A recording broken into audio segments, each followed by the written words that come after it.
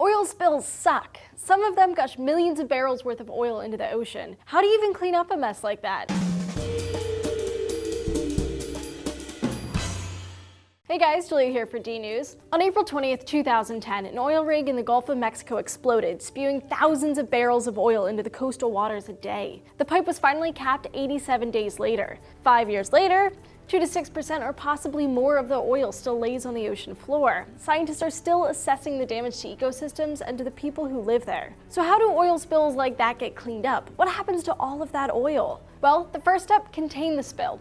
Oil is insoluble, so it doesn't mix with water. Instead, it just floats on top in a layer just a few centimeters thick. Temporary floating barriers called booms corral the oil. Above the surface, the barriers kind of look like a string of floating body pillows circling the oil. Below the surface, they have a little skirt of material that extends a few feet to catch any oil below. Once the oil is rounded up, it can be scooped up with skimmers that are kind of like what you might use to get bugs out of a pool, only bigger. If that doesn't work so well, dispersants or chemical emulsifiers can be sprayed. Some dispersants contain surfactants, the stuff that makes detergents clean your clothes. They break up the oil and other dirt because their molecules have opposite ends. One end is hydrophilic, meaning it likes water, and the other is oleophilic, meaning it likes oil. These break up the surface tension that stops water and oil from mixing. By breaking up the oil, it makes it disperse more easily into the water, which could keep the oil from reaching the shoreline and damaging fragile wetland ecosystems. But some research shows that dispersants are toxic to coral, so maybe they aren't the best idea for every spill. What other tools do we have? Absorbents like clay and straw soak up some of the spill, but they also soak up a lot of water, so they're not ideal.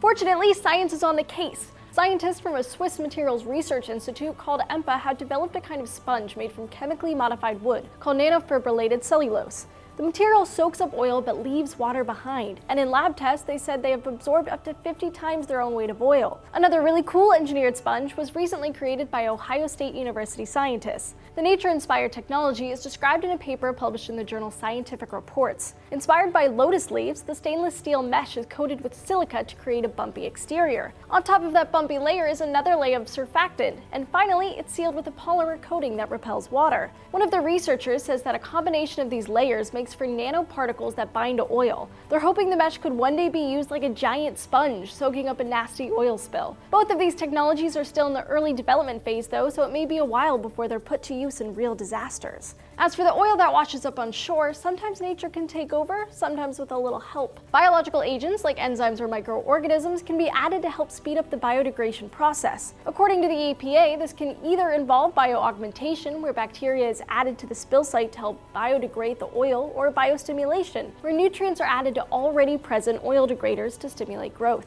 So while oil spills can be pretty nasty, scientists are always looking for new and better solutions to cleaning them up. Another solution might be more environmentally friendly cars. Speaking of, the new Toyota Mirai is looking into the future with sustainability in mind, fueled by hydrogen and leaving zero emissions behind. To learn more about how we get oil out of the ground, check out this great video from Trace, where he explains where all of our oil comes from. The first oil well was drilled in 1859 and could extract 800 gallons of crude a day, way more than anyone saw the need for at the time. Alright, got any other burning science questions for us? Let us know down in the comments below. Don't forget to hit those like and subscribe buttons and keep coming back here. We have new episodes every day of the week.